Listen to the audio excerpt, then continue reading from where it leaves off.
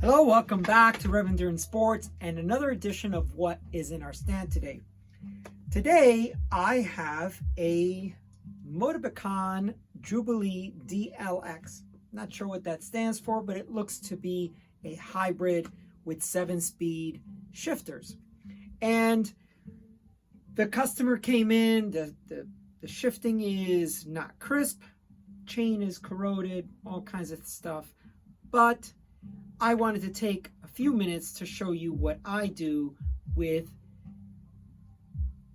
bar shifters that, are a little bit sticky. And the bike's been sitting for a few years, so it makes sense that the internals might be a little bit gummed up.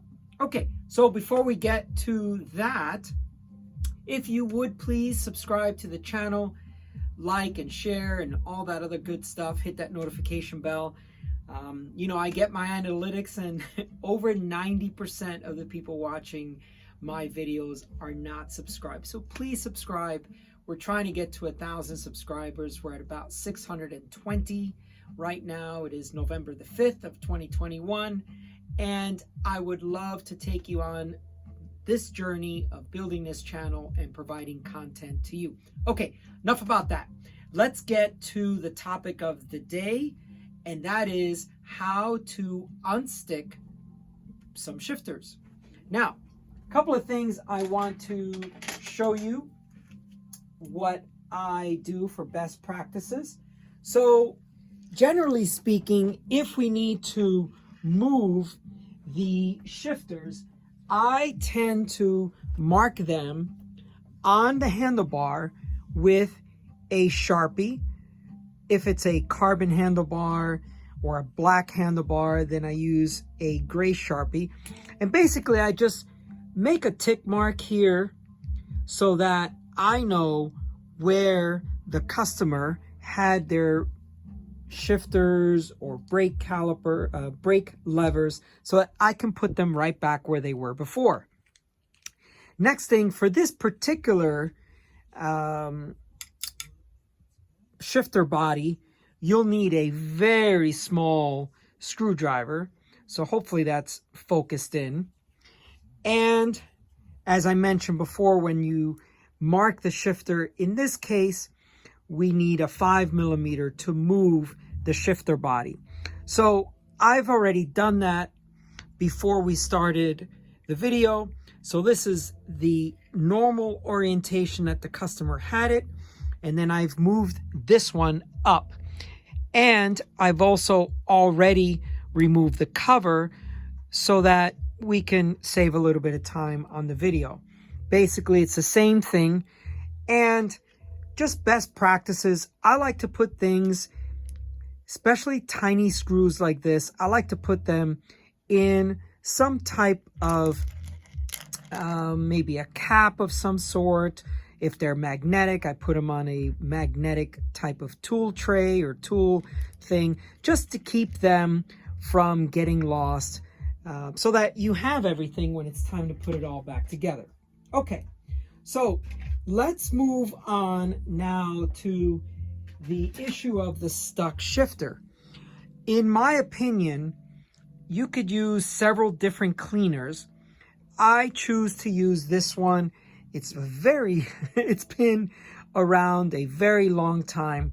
And a funny story, back in 2007, when I was training to do Race Across America, I did get a Finish Line sponsorship, and I got a ton of product from them. And believe it or not, some of it just sat around because you just can't use all of the stuff that they gave me.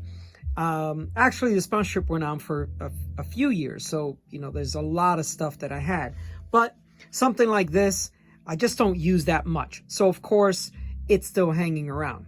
Okay, now I'm going to grab the camera and kind of show you the inner workings of the shifter.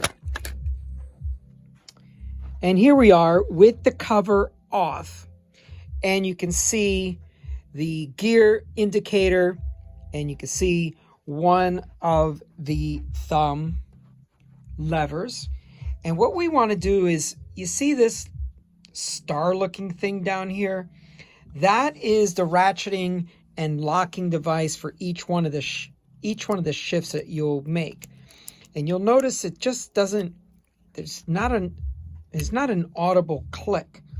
So we're just trying to spray some stuff in there and try to get it to loosen up and shift a little bit more precise. So that's what we're going to do now. And we're just going to spray that cleaner that I showed you as I try to steady the camera and try to shoot that in there. So we shoot that in there a little bit.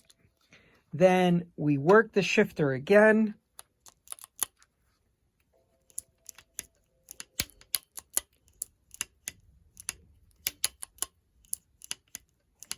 Then what we'll do is we will take the air compressor and try to blow that out a little bit before going back to the lube, or cleaner in this case, lube cleaner.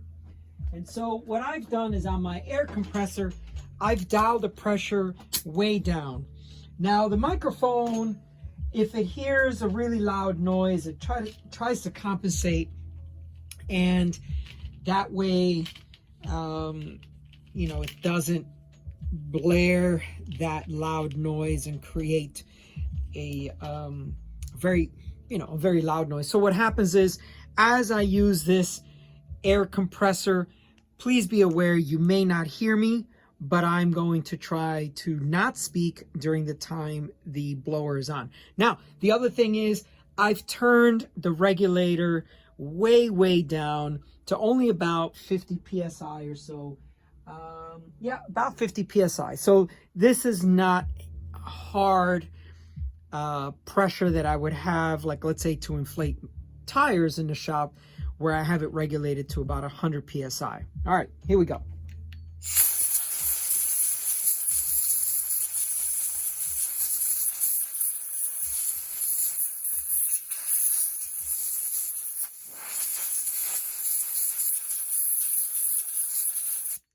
So we blow that out, and then we go back and we spray a little bit more lube cleaner,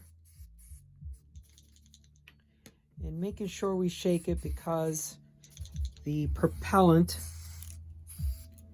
on anything that's a lube won't have enough strength to push it in there. Okay, now we go back to the shifting of it, and generally this should be enough to get it to free up. Now, see, I can hear a much more definitive click. Apologies if I'm making you nauseous.